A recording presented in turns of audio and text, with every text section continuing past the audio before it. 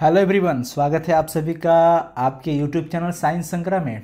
तो दोस्तों, आज का भी क्लास बिल्कुल कल की तरह बहुत ही इम्पोर्टेंट है। और जैसा कि पता है आपको, आपके ही डिमांड पे आज हिंदी जो है, हिंदी सब्जेक्ट 100 मार्क्स का, उसका आज हम लोग पार्ट 2 करने वाले हैं रोज़ कहानी का। 5 चैप्टर जो है जिसका नाम है रोज़। ये एक बहुत ही इंटरेस्टिंग कहानी है, स्टोरी है। सो बच्चा पार्टी प्लीज़ ध्यान रखना इस चीज़ को कि कल हम लोग लेसन 5 का 1 to 5 तक क्वेश्चंस आंसर कंप्लीट कर चुके थे। सो आज हम लोग 6 से शुरू करने वाले हैं। और आपको एक और इम्पॉर्टेंट बात बता दूं कि आज के इस सेशन में हम लोग करने वाले हैं MCQs भी क्वेश्चंस, ठीक है ना। तो सो प्लीज़ लास्ट तक बिल्कुल स्टे रहना है, बिल्कुल अच्छे से एंजॉय करना है क्लास को और समझना है, बिकॉज़ आपको अच्छे मार्क्स भी लाने हैं एग्ज़ाम में और जानकारी भी रखनी होगी। तो चलिए फटाफट से जुड़ जाएंगे आप लोग और जल्दी से जुड़ेंगे। और मैं भी जो क्वेश्चन पूछूंगा आपसे उसका जवाब आप कहाँ दोगे बताओ तो?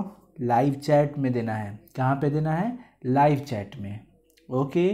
तो बच्चा लोग, अगर आप इस चैनल पे नए हो तो प्लीज़ चैनल को सब्सक्राइब कर लेना और बगल वाली बेल आइकन को क्लिक कर देना, बिकॉज नोटिफिकेशन सबसे पहले आपके पास होगा, किसी के पास नहीं, लेकिन सबसे पहले आपके पास होगा। किसके पास? जो चैनल सब्सक्राइब करके बेल आइकन को क्लिक किया है। क्लास बहुत जल्द शुरू होगा। आप लोग जल्दी से वीडियो को लाइक कर लो भाई, लाइक कर लो फटाफट से। I am waiting. चलिए तो बच्चा लोग, हम लोग शुरू करते हैं आज से क्लास। बहुत ही इंपॉर्टेंट है और जैसा कि आप जानते हो, रोज़ कहानी जो है सच्चिदानंद हीरानंद वात्स्यायन अज्ञे जी के द्वारा लिखा हुआ है। और इसकी स्टोरी आपको ऑलरेडी पहले से माइंड में सेटअप होना चाहिए। कल की बातों को इमेजिन करो, फटाफट से कल्पना करो और उसको जस्ट तुरंत अभी दिमाग में प्रेजेंट करो कि कल हम लोग क्या क्या पढ़े थे। गैंग्रीन वगैरह क्या था? गैंग्रीन जो घाव था उसका ऑपरेशन करके वो आ गए थे डॉक्टर साहब जी। डॉक्टर साहब कौन है? महेश्वर, जो कि मालती के पति है। और आपको पता है कि लेखक दूर के रिश्तेदार यानी कि भाई यानी बचपन के मित्र के रूप में मालती के घर गए हैं। वहाँ की हालात देख करके वो बिल्कुल ही अजीब सा माहौल पड़ा हुआ है, बिल्कुल ही सन्नाटा जैसा माहौल बना हुआ है। और माहौल तो बिल्कुल ऐसा जैसे वहाँ पे कोई छाया मंडरा रही हो। आपने ये चीज़ कल देखा भी। और आज का क्वेश्चन नंबर 6 होने वाला है कि कहानी से उन वाक्यों को चुने जिनमें रोज शब्द का प्रयोग हुआ है। देखो, बड़ी इंटरेस्टिंग बात यह है कि लेखक जो है ना, सच्चिदानंद हीरानंद वात्स्यायन अज्ञे, इन्होंने बड़ी ही दिमाग लगा के बड़ी ही अच्छे काम ये किए हैं ना। इस चैप्टर का शीर्षक बड़ी ज़बरदस्त रखा है जिसका नाम है रोज। तो ये रोज शीर्षक जो है ना, सबसे बड़ी बात होती है स्टोरी का शीर्षक, है ना। तो शीर्षक तो ज़बरदस्त होना चाहिए। तो शीर्षक इन्होंने रोज क्यों रखा? बिकॉज मालती का जो भी काम था उस घर में ऐसा माहौल बन चुका था, जो कि आपको पता है कि वो यंत्रवत काम कर रही थी, यानी मशीन की तरह। जैसे उसका भी रूटीन फिक्स है, बस ये काम करो, वो करो, ये करो। इसमें बेचारी के जीवन पीसे हुए हैं। इसी तरह से उसका जीवन यापन हो रहा है, रोज की तरह। रोज उसका एक ही काम, रोज उसका एक ही काम, रोज उसका एक ही काम। आपको समझ में आ रहा है ना? रोज। यहाँ से लेखक ने ये वर्ड चुना और इसकी शीर्षक बना दिया रोज। रोज मतलब गुलाब नहीं बच्चा लोग, यहाँ पे बड़ी ध्यान देता है रोज पे। रोज पे ध्यान नहीं देना है, वो गुलाब वाला रोज पे नहीं, डेली वाला रोज पे ध्यान देना है। चलो ठीक है। तो आपको पता होना चाहिए कि रोज जो शब्द है ना, वो कहाँ कहाँ प्रयोग हुआ है। आप स्टोरी पढ़े होंगे तो बहुत अच्छी बात है, नहीं भी पढ़े होंगे तो टेंशन लेने को नहीं, टेंशन देने को, ठीक है। तो कहानी में मालती द्वारा बोले गए कुछ वाक्य हैं जिसमें रोज शब्द का इस्तेमाल हुआ है। और आपको पता होना चाहिए कि इस चैप्टर के अंदर जो भी आप स्टोरी अगर पढ़ोगे ना रोज, तो उसमें पता चलेगा कि इस शब्द का इस्तेमाल उन्होंने ही किया है। कौन? मालती ने। कौन किया है? मालती। और मालती के पति थे महेश्वर, और एक वो संतान था, बच्चा, टीटी। क्या नाम था? टीटी। ध्यान देंगे। तो देखिए, मैंने यहाँ पे पॉइंट वाइज कर दिया कि कौन सा वाक्य। मालती टोक कर बोली, मेरे लिए तो यह नई बात नहीं है, रोज ही ऐसा होता है। क्या भाई रोज होता है? मालती टोक कर बोली कि मेरे लिए तो ये नई बात नहीं है, ऐसा तो रोज होता है। क्या रोज होता है? मालती के साथ कुछ ऐसी काम हो गई थी जो कि फिक्स था, रोज उसका सुनना। जैसे गैंग्रीन। लेखक पूछते हैं डॉक्टर साहब यानी महेश्वर से कि डॉक्टर साहब, क्या आपने गैंग्रीन का ऑपरेशन करके आया? यस। मैंने गैंग्रीन का ही ऑपरेशन किया। अच्छा उसमें क्या होता है, उसमें तो भाई घाव पड़ जाते हैं तो हाथ पैर ही काट देते हैं। मालती सुन के बोलते हैं मेरे लिए तो ये रोज़ का सुनना है, मैं तो रोज़ ही ये सब सुनती हूँ। खाना खाने का टाइम 11 बज गए, मालती अभी तक खाना नहीं खाई, मेरे लिए तो रोज़ का यह टाइम है, मेरा तो रोज़ 11 बज जाता है। पानी ख़त्म हुआ, पानी नहीं आया, अभी बर्तन धो रही हो, अरे मेरे लिए तो रोज़ का यही टाइम है। तो ये सारी बातें हैं, तो आप समझ रहे हो भाव, भाव क्या है। तो वही बातें हैं।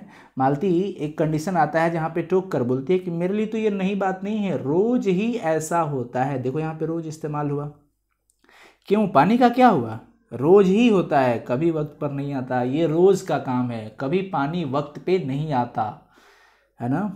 मैं तो रोज़ ऐसी बातें सुनती हूँ, धीरे से बोली कि मेरे तो रोज़ इतने समय हो जाते हैं। समझ में आ गया ना। तो ये चूंकि ऑलरेडी क्वेश्चंस टेक्स्ट बुक में है तो इसका आंसर आपको तो बनता है देना, है ना।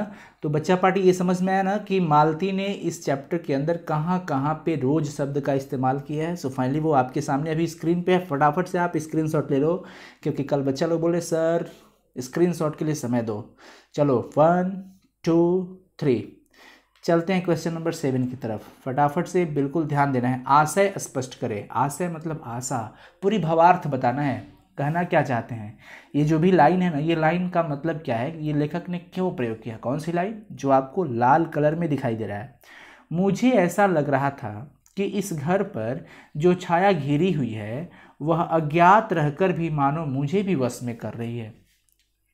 बच्चा लोग, लेखक कर रहे हैं ना, आपको ऑलरेडी पता है कि लेखक जब मालती के घर गए तो वो जो सोच के गए थे बिल्कुल उसका विपरीत वहाँ पे परिस्थितियाँ बन गई। जैसे लेखक सोचे थे कि बहुत साल बाद, करीब 4 साल बाद वो गए हैं मालती से मिलने के लिए, तो मालती मुझे देखेगी तो बहुत खुश हो जाएगी, उसके चेहरे पे बहुत ही उल्लास आ जाएंगे, खुशियाँ आ जाएगी। बट जैसे ही आंगन में पैर पड़े, सूना सा आंगन, और मालती सामने से हिचक खड़ी हुई है, कुछ नहीं बोल रही, मतलब बिल्कुल ही चेहरे पे क्या बोले, खुशियाँ तो आने का नाम ही नहीं ले रही थी। कुछ परिस्थितियाँ ही ऐसी थी, कुछ सवाल पूछते थे लेखक तो बस उसका शॉर्टकट जवाब दिया करती थी मालती, है ना। तो ये चीज़ें हैं। लेखक वहाँ पे रहते रहते क्या हुआ, लेखक वहाँ पे रह रहे थे, एक्चुअली हुआ वो कि लेखक कह रहे कि यार जिस घर पे ऐसी छाया पड़ी हुई है ना, मैं तो बिल्कुल अज्ञात हूँ, पर न मानो मैं भी उसके बस में हो रहा हूँ, अब मैं भी निराश होते जा रहा हूँ, मन मेरा भी नहीं लग रहा है, बिल्कुल मालती की तरह, बिल्कुल इस घर की तरह, पता नहीं क्या हुआ। लेखक ये जाहिर कर रहे हैं इस लाइन से कि मुझे ऐसा लग रहा था कि इस घर पर जो छाया घिरी हुई है ना, वह अज्ञात रहकर भी पता ही नहीं चल रहा है कैसी छाया है। छाया तो बिहेव से पता किया जा रहा है ना, बट क्या है कैसा है वो तो नहीं पता चल रहा। अज्ञात रहकर भी मानो मुझे भी वश में कर रही है। ओह, मैं भी अब उसके अधीन होते जा रहा हूँ, मैं भी वैसा ही नीरस निर्जीव सा हो रहा हूँ जैसे कि यह घर, मालती बिल्कुल उसी की तरह हो रहे हैं। तो लेखक का भाई इस पंक्ति का तो आशय स्पष्ट करना पड़ेगा, और आपको पता होना चाहिए कि आशय स्पष्ट करते समय हमें कुछ बातों का ख्याल रखना पड़ता है। तो चलिए फटाफट से बच्चा लोग इस पे हम लोग क्लियर करते हैं कि ये जो पंक्ति है ना, ये अज्ञेय जी के द्वारा रचित पाठ रोज कहानी से लिया गया है। कहानी का नाम क्या है, रोज। क्या नाम है, रोज। लेखक जो है मालती के घर दूर के रिश्तेदार के रूप में आए हैं। देखो आंसर जो है ना बिल्कुल अपने शब्दों में लिखा गया है ताकि आपको कोई परेशानी ना हो, आप पढ़ के अच्छे से खुद से क्लियर कर सकते हो। अभी तो आपको लास्ट तक क्लास को देखना ही है, लास्ट तक इस क्लास को देखना ही है। मेरे साथ बहुत स्टूडेंट जुड़ चुके हैं, बहुत अच्छी बात है।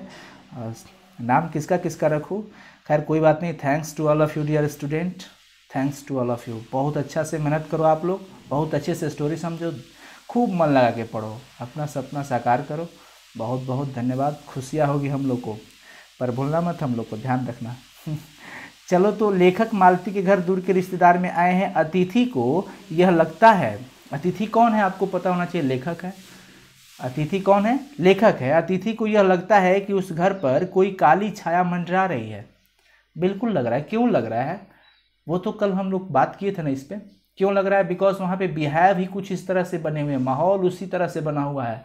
महेश्वर को भी देखो तो बिल्कुल उसका भी रूटीन फिक्स, आया खाया पिया सोया, सुबह उठ करके नहा धोवा करके अपने चले गए ड्यूटी पे। बच्चा रो रहा है, गिर पड़ा, कोई मतलब नहीं। मतलब क्या वही स्थिति बनी हुई है। लेखक उसी माहौल को देखकर कह रहे हैं कि इस घर पे जो है वो काली छाया मंडरा रही है। अशुभ बोलते हैं, काली छाया का होना मतलब समझते हो ना, एकदम बिल्कुल अशुभ।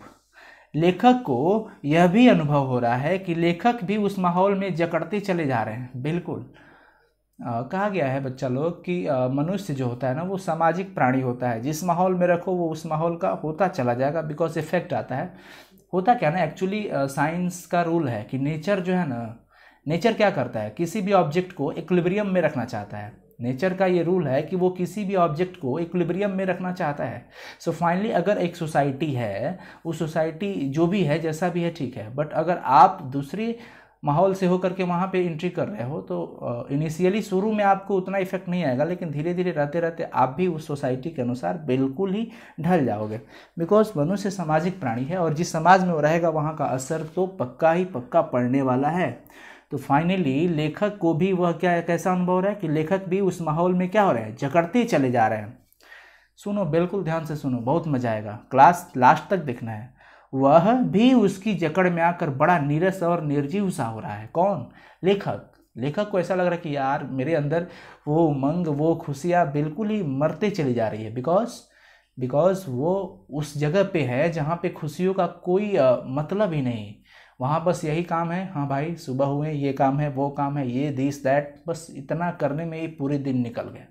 फिर अगले दिन भी वही काम, ठीक है ना। तो ये सारी बातें हैं बच्चा लोग, ध्यान रखेंगे इस चीज़ पर। तो बिल्कुल उसी तरह बच्चा लोग लेखक भी उसी तरह होते जा रहे हैं। जैसे कि वहाँ का माहौल बन चुका है, माहौल बिल्कुल नीरस था, वहाँ पे निर्जीव सा था, उसी तरह से लेखक भी हो रहे हैं। और फाइनली कह रहे हैं कि उसकी जकड़ में आकर के बड़ा नीरस और निर्जीव सा हो रहा है। कौन? लेखक। ठीक उसी प्रकार जैसे मालती, जैसा यह घर। भाव समझो, अगर भाव का अभाव होगा तो फिर समस्या जटिल हो जाएगी, इसलिए भाव का अभाव नहीं होने देना है। भाव समझना है, पंक्ति क्या कह रही है, कहने का मतलब क्या निकलता है। फाइनली क्लियर हो गया? कमेंट करके बताओ, समझ में आया कि फिर से एक बार समझा दो। जल्दी से बताइए आप लोग कमेंट में, सारे कोई कमेंट करो, जितने लोग जुड़े हुए हैं जल्दी से कमेंट करके बताइए कि ये समझ में आया कि नहीं, कि चीज़ें फिर से बतानी पड़ेगी। जल्दी से बताओ, नहीं तो मैं एक बार फिर से बता देता हूँ। लेखक का कहने का मतलब है कि मैं वहाँ पे आ चुका हूँ मालती के घर, तो बिल्कुल मुझे भी वैसा ही अब थोड़ी देर के बाद फील होने लगा है, जैसा कि मैं भी उसमें जकड़ते जा रहा हूँ, बिल्कुल नीरस होते जा रहा हूँ, निर्जीव होते जा रहा हूँ। हमारे मन के अंदर जो भी खुशियाँ थी, उमंग थे, जोश थे, वो अब बिल्कुल ही धीरे धीरे क्या हो रहा है, नीरस होते जा रहे हैं, निर्जीव सा हो रहा है, जैसा कि मालती का हो रहा है, जैसा कि वहाँ उस घर में हो रहा है। तो बिकॉज होना ही है, क्योंकि मनुष्य सामाजिक प्राणी है और वहाँ पे तो वो वहाँ पे है जैसे कि मालती के घर। तो मालती के घर की स्थिति बिल्कुल ही कैसी है आपको पता होना चाहिए ना, नीरस है, जैसे वहाँ पे कोई काली छाया मंडरा रही हो। तो लेखक भी उसी माहौल में जकड़े हुए हैं, ठीक है ना। तो बच्चा लोग चलते हैं आगे की तरफ। क्वेश्चन नंबर 8 बहुत ही इंपॉर्टेंट है। 3 बज गए, 4 बज गए, 11 बज गए। देखो यहाँ पे बहुत इंपॉर्टेंट चीज़ें हैं। 3 बज गए, 4 बज गए, 11 बज गए। कहानी में घंटे के इन, एक मिनट, यहाँ पे क्या लिखा हुआ है जरा मैं फिर से पढ़ता हूँ फटाफट से। 3 बज गए, 4 बज गए, 11 बज गए। कहानी में घंटे के इन खड़कों, ओह हाँ, 3 बज गए, 4 बज गए, 11 बज गए। कहानी में इन घंटे के इन खड़कों के साथ साथ मालती की उपस्थिति है। घंटा बजने का मालती से क्या संबंध है? देखो इस कहानी का अगर आप अध्ययन करते हो, कहानी पढ़ते हो, तो आपको ये पता चलता है कि 3 बज गए, 4 बज गए, तो कुछ टाइम सा फिक्स है कि 4 बज गए तो पानी का टाइम हो गया है, पानी आएगा। 11 बज गए भाई, तो मेरे तो खाते खाते 11 बज जाते हैं, मेरे नहीं, मालती के। मेरा कहने मतलब है मालती को ऐसा परिस्थिति बनते जा रहा है समय के साथ। घंटा बजने का मालती से क्या संबंध है? ऐसा है बच्चा लोग कि टाइम फिक्स था उसका, कि इतना टाइम हो गया ना, मतलब एक घंटी बज गई कि मालती उठो, पानी आ चुका है, जाओ नल से पानी को भर लो।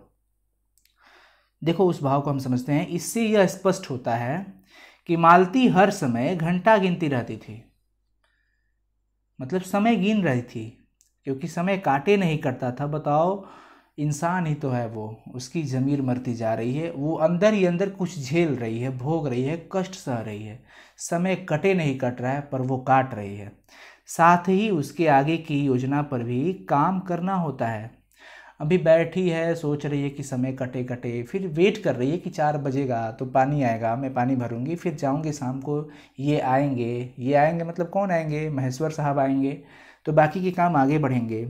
घर में नौकर है नहीं, बर्तन माजना, कपड़ा धोना, भोजन बनाना सब काम किसको करना है, उसी को करना है, कि मालती को करना है। घंटा बजने पर उसकी 2 मानसिकताएं रहती है। कितनी मानसिकताएं रहती है? 2 मानसिकता, ठीक है ना। पहली तो यह है कि चलो अब इतना समय मेरा बीत गया, जैसे 4 बजा तो 4 बजे का घंटा बजा, मतलब समय हो गया, तो एक माइंड में सेट हुआ कि चलो आज तो मेरा 4 बजे तक का समय निकल गया।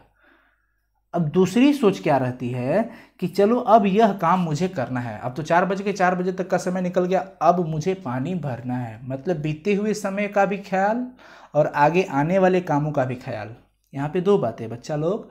घंटा बजने का मतलब वो टाइम जो हो रहा है ना, 3 बजे या 4 बजे या 11 बजे जो भी समय हो रहा है, उस समय पे वहाँ से 2 बातें निकल के सामने आती है। एक बातें तो यह है कि मालती को ऐसा फील हो रहा है कि चलो मेरा अब तक का, आज तक का इतना समय निकल गया। दूसरी बात है कि अब आने वाले समय में, आगे का जो समय मेरा बचा है, उसमें मुझे ये काम करने हैं, प्लान बनाने हैं उनको, कि मेरा ये प्लान है, खाना बनाना है, फिर टिट्टी को भी वो खिलाना है या फिर महेश्वर को भी खिलाना, जो भी काम है, तो ये सारे प्लान हैं इनको। तो फाइनली यहाँ पे आप देख रहे हो कि घंटा बजने पर उसकी 2 मानसिकताएं रहती है। पहली यह है कि चलो अब इतना समय बीत गया, और दूसरा यह है कि अब मुझे ये काम करना है, कर लो। हर घंटा गिनना उसको आभास कराता है कि अब इतना समय तो बीत गया। जितना भी समय बीत रहा है उसको, उससे एक तसल्ली मन में फील होती थी, क्योंकि वो समय काट रही थी बेचारी। क्या बताया, मालती जो है ना, इस कहानी की नायिका है मालती। इस कहानी की नायिका है कौन? मालती।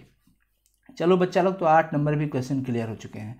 क्वेश्चन नंबर 9 की तरफ चलते हैं। अभिप्राय स्पष्ट करें, ये भी भावार्थ ही स्पष्ट करना है।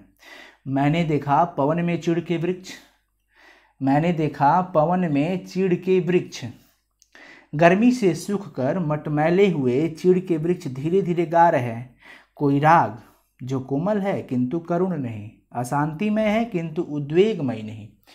चलिए ये चीज़ें मैं आपको बता रहा हूँ, समझना बहुत अच्छे से। एक दिन ऐसा हुआ कि रात को क्या था कि करीब 10:30 हो रहे थे। महेश्वर और लेखक भी बिस्तर पे बैठे हुए थे और साइड में पलंग था सामने में, और उस पलंग पे टीटी सोया हुआ था। टीटी कौन है पता है ना आपको? टीटी कौन है बताइए तो फटाफट से। टीटी कौन है बताओ जल्दी। वो ट्रेन वाली की बात नहीं हो रही है, ट्रेन में जो टिकट वो चेक करते हैं उस टीटी की हम बात नहीं कर रहे हैं बच्चा लोग। आप बताओ टीटी कौन है, पठित पाठ के आधार पे बताओ जल्दी से, टीटी कौन है? बहुत ही बढ़िया, बहुत ही सुंदर। टीटी कौन है? हाँ, मालती का संतान है जी, सही बात है। या फिर महेश्वर का भी कह सकते हो, दोनों का, मालती महेश्वर का। तो एक्चुअली क्या हुआ था कि 10:30 बज गए थे, वहाँ पे वो सोया हुआ था। महेश्वर बोले कि आप थके होंगे भाई, सो जाइए। किससे बोल रहे हैं? लेखक से। तो लेखक कहते हैं आप भी तो थके होंगे, आप भी तो डिस्पेंसरी डॉक्टरी करके आते हो, तो फिर आप भी थके होंगे। तो ऊँघा रहे थे वो, महेश्वर साहब को ऊँघाई आ रही थी। लगभग 10:30 हो चुके थे और मालती भोजन कर रही थी। तो लेखक जो है ना, मालती की ओर देख रहे थे। ऐसा लगा कि मालती कुछ विचार में डूबी है, लेकिन गहन विचार में नहीं थी, लेकिन विचार में डूबी हुई है और खाना धीरे धीरे खा रही थी। लेखक बिल्कुल आकाश की तरह देखने लगे, आकाश की तरफ देखने लगे। बात को समझिएगा। पूर्णिमा थी, आकाश में मेघ रहित था, मतलब बादल नहीं थे। तो उन्होंने देखा कि सरकारी क्वार्टर की जो दिन में अत्यंत शुष्क और नीरस लगने वाली स्लेट की छत भी चांदनी की तरह चमक रही है। वाह, अत्यंत शीतलता, बहुत ही ठंडी हवाएं भी छलक रही थी, मानो कि चांदनी उस पर से बहती हुई आ रही हो, झर रही हो, ऐसा फील हो रहा था लेखक को। मतलब कि चांदनी के समय, रात के समय बिल्कुल वहाँ का माहौल बहुत अच्छा था, लेकिन माहौल तो आकाश की तरफ ठीक था ना, उस घर के अंदर, उस प्रांगण में बिल्कुल ही ठीक नहीं था। इतने अच्छे माहौल। मैंने देखा पवन में चीड़ के वृक्ष, बताओ कि वो गर्मी में जो चीड़ का वृक्ष है उसके ऊपर जो मट मैला मैला हुआ सा वो वृक्ष जो है वो धीरे धीरे गा रहे हैं, जैसे लगता हो कि कोई कोमल राग निकल रहा है। लेकिन वो राग तो करुणा नहीं है, अशांति में है, लेकिन उद्वेग में नहीं है बच्चा लोग।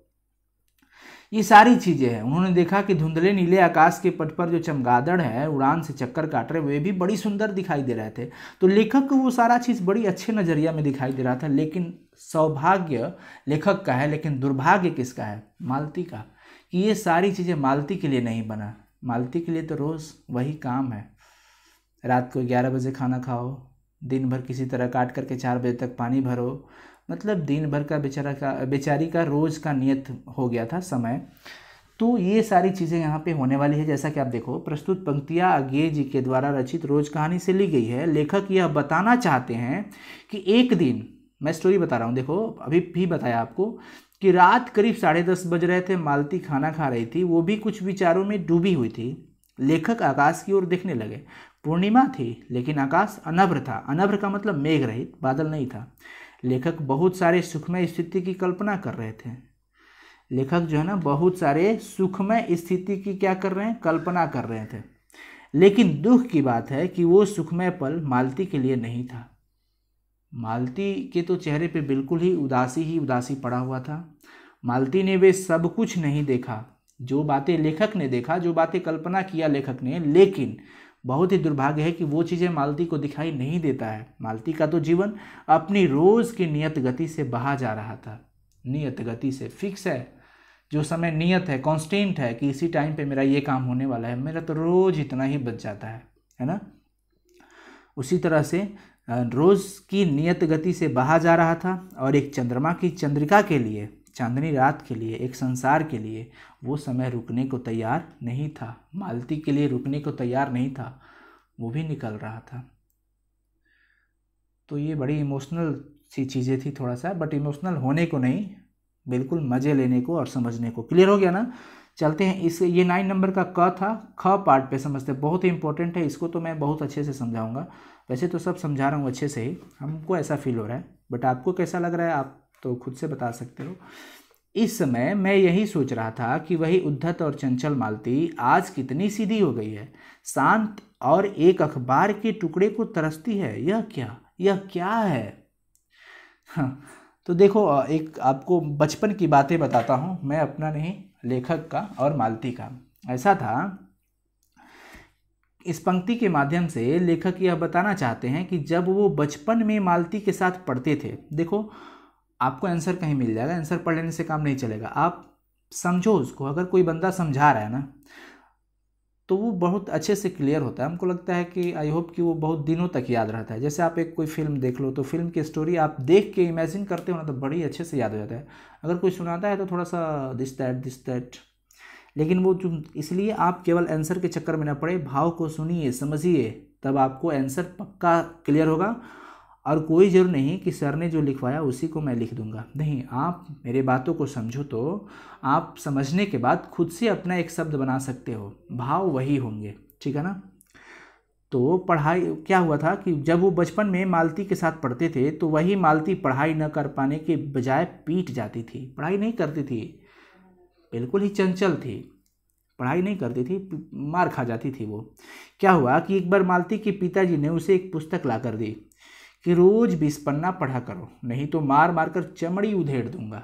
पिताजी बोलते हैं, बेटा एक काम करो, लो ये किताबें मैं तुम्हारे लिए ही लाया हूँ, और इसमें 20 पेज तुम रोज़ पढ़ा करो, इससे तुम्हारी पढ़ने की अभ्यास भी बढ़ेगी और नॉलेज भी बढ़ेंगे। नहीं पढ़ोगी तो सोच लो कि तेरा मार मार के चमड़ी उधेड़ दूंगा। ये इतनी प्यार से नहीं बोलेंगे पिताजी, बड़ी गुस्से में आकर बोलेंगे। मालती ने उसके पढ़ने के बजाय उसके पन्ने फाड़कर फेंकने लगी थी। मालती बोली, ठीक है अभी तो पापा जी आप जो भी करना है कर लो, बट बाद में तो मैं इस किताब का क्लास ही लगा दूंगी। क्या की मालती की पढ़ने के बजाय उसके पन्ने फाड़ कर फेंकने लगी, पन्ने फाड़ना शुरू कर दी। जब पिताजी ने पूछा कि किताब समाप्त कर ली, तो मालती बोली कि हाँ कर ली। पिता ने कहा तो पुस्तक लाओ, मैं प्रश्न पूछता हूँ। तो मालती तो चुपचाप खड़ी रही। बिकॉज क्यों खड़ी है? क्योंकि वो तो पुस्तक फटे हुए हैं, फाड़ के पन्ने फेंक दी है। आगे की स्टोरी समझो बच्चा लोग, समझ में आ रहा है ना? बहुत अच्छा से समझ में आएगा। कहते हैं पिताजी कि तो जाओ बेटा पुस्तक लाओ, मैं क्वेश्चन करूंगा आपसे। मालती चुपचाप खड़ी रही। पिताजी को थोड़ा गुस्सा आया कि मैं बोल रहा हूँ पुस्तक लाने के लिए, लेकिन ये यहाँ से टस से मस नहीं हो रही है, मुहावरा है ना। फिर पिताजी के डांट पड़ने पर बोली कि किताब मैंने फाड़ कर फेंक दी है। बड़ी अजीब सी आवाज़ में बोली कि मैंने तो किताबें फाड़ कर फेंक दी है, मैं नहीं पढ़ूंगी। कौन बोला? मालती। उसके बाद वो पीटी, पिताजी ने एकदम जम के उसकी धुलाई की है, पिटाई की हुई। पर ये बात तो अलग है, बिल्कुल अलग है। लेखक ये सोच रहे हैं कि वही मालती जिसके बचपन की ये हरकत है, लेकिन अब ये एक अखबार के टुकड़े को तरसती है। अब आप सोच रहे हैं कैसे अखबार सर? तो एक दिन की बात है कि लेखक जो है वो घर में तो थे, मालती भी थी, और मालती के पति महेश्वर डिस्पेंसरी से आए थे तो आम लेकर के आए थे, और वो आम अखबारों के पन्नों में लपेटा हुआ था, ठीक है ना। तो आते आते मालती से उनके महेश्वर ने फरमाइश किया कि मालती, मैंने कुछ आम लेकर के आया भाई, उसको तुम धो करके लाओ। तो वो धोने के लिए जाती है, तो हुआ यूँ कि वो तो अखबार में लपेटा हुआ था, तो निकाल के वो अखबार पढ़ती हुई नल के पास जा रही है। वहाँ पे जा रही है, दोनों साइड के पन्ने को पूरे अच्छे से पढ़ा, तब गहरी सांस ली और तब जा कर के उसको फेंका। तो लेखक ये चीज़ देख रहे हैं, सोच रहे हैं बताओ आज इसकी ये परिस्थिति कि वो नल के पास जा रही है तो पढ़ते हुए जा रही है, कैसी ये स्थिति हो गई है। यही मालती जो कि बचपन में बिल्कुल चंचल थी, उद्यत मन था इसका, और आज बेचारी एक पेपर के लिए तरसती है। एक पेपर मिला बेचारी को पढ़ने के लिए, तो वो नल के पास जा कर के पढ़ रही है। क्योंकि एक दिन महेश्वर ने अखबार के पन्ने में आम लपेट कर लाया था और उस आम को धोने के लिए बोला था, तो मालती उस अखबार को पढ़ते पढ़ते नल की ओर जा रही थी। इस प्रकार से लेखक को ये बात फील हुआ कि बताओ वही मालती है ना, मालती तो वही थी, हरकत उसके चेंज थे, क्योंकि वो छाया अब कैसी छाया है जो पूरे माहौल को नीरस बनाए हुए है, निर्जीव बनाए हुए है। चलो बच्चा लोग, तो एक क्वेश्चन है बहुत इंपॉर्टेंट है कि कहानी के आधार पर मालती के चरित्र के बारे में अपने शब्दों में लिखिए। तो ये आपका HW रहा, होमवर्क रहा, बिकॉज आपने इतनी स्टोरी पढ़ा तो आप इसके बारे में नहीं लिख सकते हो क्या? मालती का चरित्र के बारे में बताना है, और ये आपका होमवर्क ही रहेगा, आप खुद से करोगे, ठीक है ना। कितने लोग करेंगे होमवर्क? कोशिश तो करोगे ना। चलो लाइव चैट में कॉमेंट करके अभी से बताओ कि सर मैं आज इसको कंप्लीट करूँगा, जल्दी से बताइए आप लोग। चलिए तो बताएंगे फटाफट से, उसके बाद हम लोग जल्दी से MCQs करने वाले हैं। चलो फटाफट जी, बहुत बढ़िया, कर लीजिएगा आप लोग, सारे कोई कर लीजिएगा, आपका फ़र्ज़ बनता है। चलो फटाफट से कुछ क्वेश्चंस मैं कराऊंगा, अभी कुछ क्वेश्चंस ही होने वाले हैं। चलो मैं इसे जूम कर लेता हूँ पूरी तरह से। यह पाठ जो है रोज़ क्या है? अब कमेंट करना एकदम फास्ट हो जाओ जितने लोग देख रहे हो। चलो, यह पाठ रोज़ क्या है? एकांकी है, कहानी है, निबंध है कि व्यंग्य है? बताओ जल्दी से बताओ क्या है, फटाफट।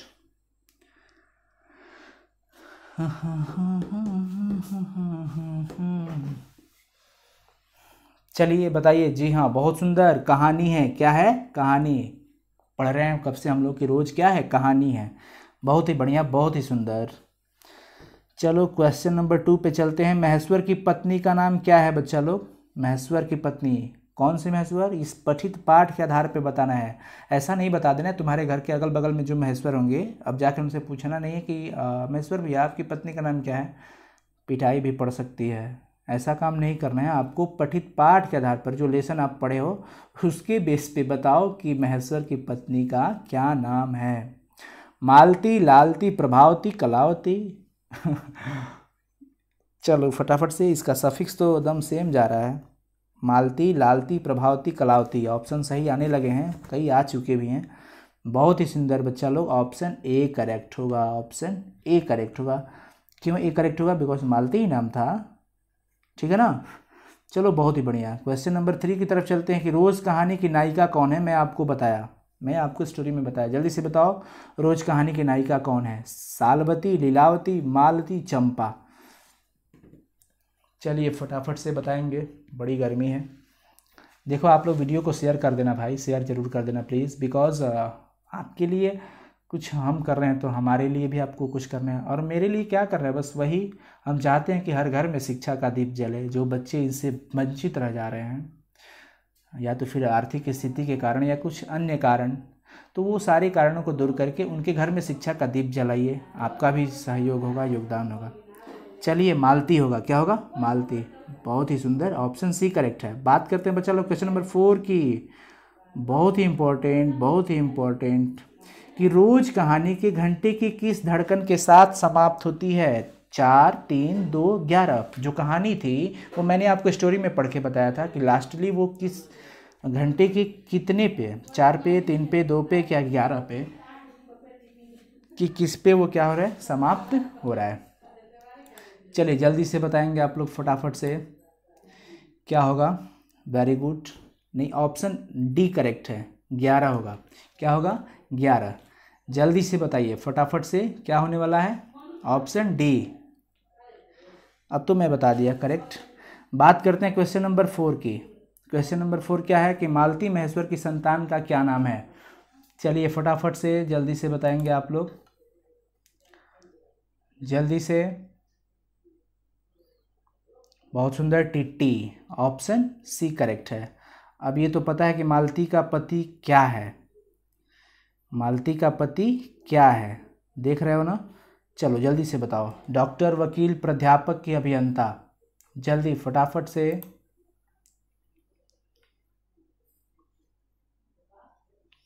Very good very good, doctor थे, डिस्पेंसरी के लिए जाया करते थे ना, तो ऑप्शन ए करेक्ट होगा। चलो बहुत ही बढ़िया। अब फाइनली बात करते हैं कि मालती के पति किस बीमारी का ऑपरेशन करके आए थे। जल्दी से बता दो, जल्दी से फटाफट, कि मालती के पति किस बीमारी का ऑपरेशन करके आए थे। चलो बहुत ही सुंदर, बहुत ही सुंदर। गैंग्रीन का, और गैंग्रीन क्या है आपको पता है, ऑप्शन सी करेक्ट होगा, ऑप्शन सी। तो बच्चा लोग, अब आप सोच रहे हैं सर अगला क्वेश्चन दो, तो अगला क्वेश्चन नहीं है, बिकॉज अब आप जाएंगे इस चैनल पे, तो हिंदी का प्लेलिस्ट बना होगा ऑब्जेक्टिव का, उसमें रोज़ कहानी जो चैप्टर है इसका मैंने 30 क्वेश्चंस MCQs करवा रखे हैं ऑलरेडी। तो आप वहाँ से उन सारे क्वेश्चंस को अभी ही क्लियर कर लेना। Okay, thank you so much for watching this video. कैसा लगा आज का क्लास जरूर कमेंट करके बताना, बिल्कुल ही कमेंट करना, लाइव चैट में नहीं, कमेंट सेक्शन में जाके कमेंट करना और बताना।